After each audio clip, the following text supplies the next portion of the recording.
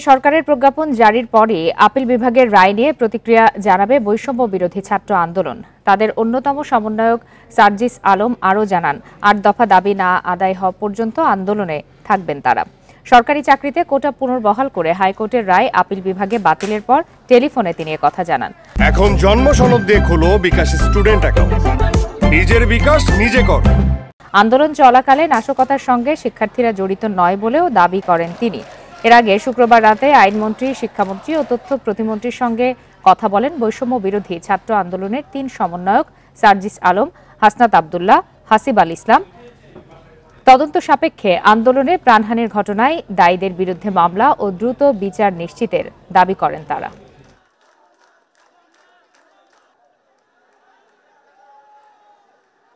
এটাকে ইতিবাচকভাবে দেখছি, কিন্তু এটাই কিন্তু শেষ না। সরকার চাইলেই এটাকে পরিবর্তন করতে পারে, কমাতে পারে, বাড়াতে পারে। এবং এখানে কিন্তু সকল গ্রেডের কথা বলা হয়নি, এখানে শুধু প্রথম এবং দ্বিতীয় শ্রেণীর কথা বলা হচ্ছে এই হাইকোর্টের রায় থেকে। কিন্তু আমাদের কিন্তু আন্দোলন ছিলই না শুধু প্রথম দ্বিতীয় শ্রেণীকে নিয়ে। আমাদের ১ দফা দাবির সবচেয়ে গুরুত্বপূর্ণ জিনিস হচ্ছে সকল গ্রেডে। তো আমরা ওই সকল গ্রেডে কত পার্সেন্ট করা হচ্ছে সেটার দিকে তাকিয়ে আছি এবং সরকারের নির্বাহী আদেশ কিংবা প্রজ্ঞাপনের দিকে তাকিয়ে আছি। তারপরে আমাদের প্রতিক্রিয়া জানাবো। শিক্ষার্থীদের প্রতিক্রিয়ার বিষয়ে আরো বিস্তারিত জানাতে এই মুহূর্তে বার্তা কক্ষ থেকে যোগ দিয়েছেন সহকর্মী নুর আলম। নুর আলম, আমরা আন্দোলনের অন্যতম সমন্বয়ক সার্জিস আলমের বক্তব্য শুনছিলাম, এর আগেও আপনার সাথে কথা হয়েছে। আসলে এই মুহূর্তে এই গুরুত্বপূর্ণ রায়ের পর, আপিল বিভাগের রায়ের পর শিক্ষার্থীদের আর কোনো বক্তব্য পাওয়া গেছে কিনা? শিক্ষার্থীদের বক্তব্য বলার আগে আমি একটি তথ্য একটু জানিয়ে রাখি। কিছুক্ষণ আগে জনপ্রশাসন মন্ত্রীর সাথে আমি কথা বলেছি।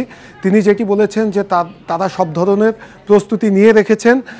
যখনই তারা এই রায়ের কপিটি পাবেন সেটি দেখে সেই অনুযায়ী তারা দ্রুততম সময়ের মধ্যে প্রজ্ঞাপন জারি করে দিবেন বলে জনপ্রশাসন মন্ত্রী কিছুক্ষণ আগে আমাকে নিশ্চিত করেছেন। আর সেই সঙ্গে আমি শিক্ষার্থীদের সাথে কথা বলেছিলাম তার আগে, যখন রায় ঘোষণা করা হয়। এরপরে শিক্ষার্থীদের বলছেন যে এই রায়টিকে তারা ইতিবাচক হিসেবে দেখছে, কিন্তু তাদের যে আন্দোলন ছিল সেটি মূলত নির্বাহী বিভাগের কাছে তাদের এই আন্দোলনের দাবি দেওয়া ছিল।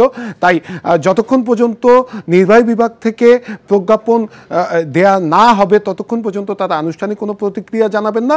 সেই সঙ্গে তারা আরেকটি বিষয় জানিয়েছেন যে ৮ দফা যে তাদের দাবি রয়েছে সেই দাবিগুলো যতক্ষণ পর্যন্ত বাস্তবায়ন করা না হবে ততক্ষণ পর্যন্ত তাদের কর্মসূচি চলবে। আর সেই সঙ্গে একটু জানিয়ে রাখি যে আজকের এই যে রায়টি হলো এইটি আসলে একটি ঐতিহাসিক রায়। কারণ আমি দেখছি যে দীর্ঘদিন ধরে শিক্ষার্থীদের মধ্যে এই কোটা সংস্কারের নিয়ে দাবি ছিল এবং তাদের ভিতরে এই কোটা নিয়ে অনেক ক্ষোভ ছিল। তারা বিভিন্ন সময়ে আন্দোলন করে, মানববন্ধন করেন, নানাভাবে নানা প্ল্যাটফর্মে তাদের এই দাবির কথাটি জানান। এরপরে ২০১৮ সালে এই কোটা বাতিল করে দেওয়া হয়। পরবর্তীতে যখন গত ৫ জুন হাইকোর্ট আবার সরকারের সেই পরিপত্রকে বাতিল ঘোষণা করে, এরপরেই আবার শিক্ষার্থীরা মাঠে নামেন। আর আমি যদি বিশ্ববিদ্যালয় ক্যাম্পাসগুলোর অবস্থা বলি, যেখান থেকে এই আন্দোলনের সূত্রপাত, অর্থাৎ ৫ জুন যখন হাইকোর্ট পরিপত্র বাতিল করে দেয়, এরপর প্রথম মিছিলটি বের হয়েছিল ঢাকা বিশ্ববিদ্যালয় ক্যাম্পাস থেকে। সেই বিশ্ববিদ্যালয় আজকে পুরোপুরি শান্ত, কারণ গত সপ্তাহে ঢাকা বিশ্ববিদ্যালয় কর্তৃপক্ষ বিশ্ববিদ্যালয় অনির্দিষ্টকালের জন্য বন্ধ ঘোষণা করে দেয় এবং হলগুলো। আপনাকে অনেক ধন্যবাদ।